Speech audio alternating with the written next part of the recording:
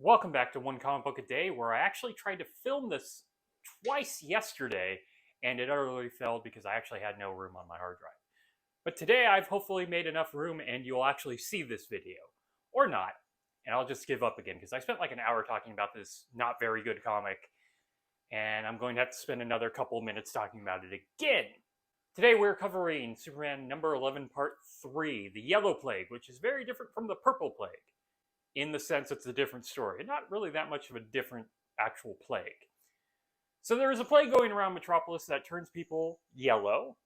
It drives them mad, violently mad, and eventually leads to death.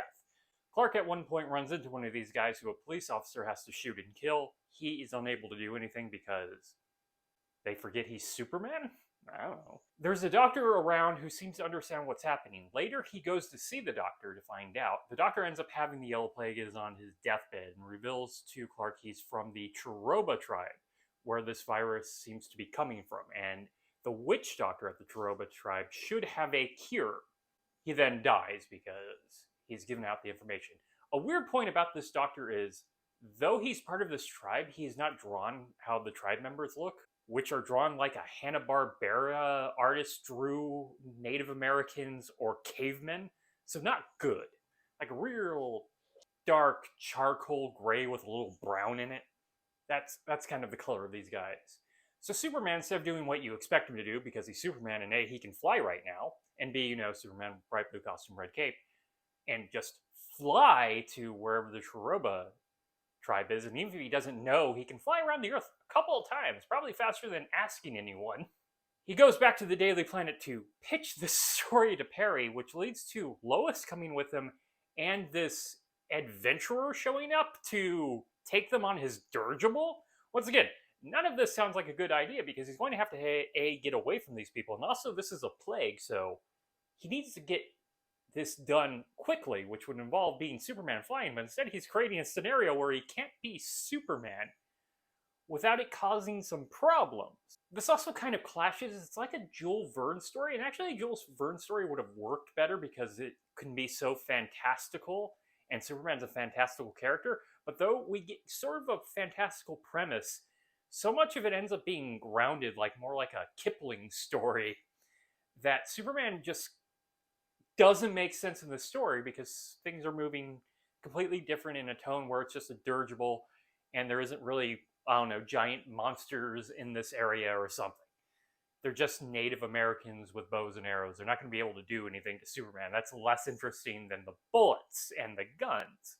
But eventually the dirigible crashes. Superman is able to go off on his own without people being too suspicious. Turns out the Chiroba tribe has been taken over by gang members, like actual mobster looking guys.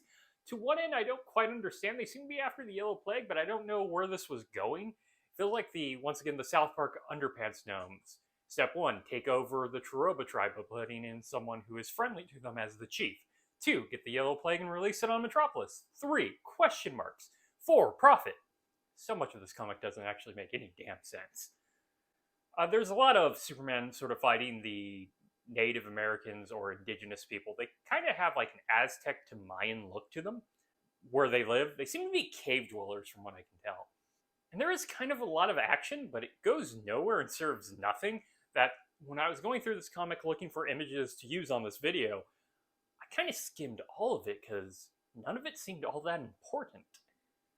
Anyway, the corrupt chief in the pocket of the mobsters tries to throw Lois and the others into a volcano, but Superman shows up and saves her.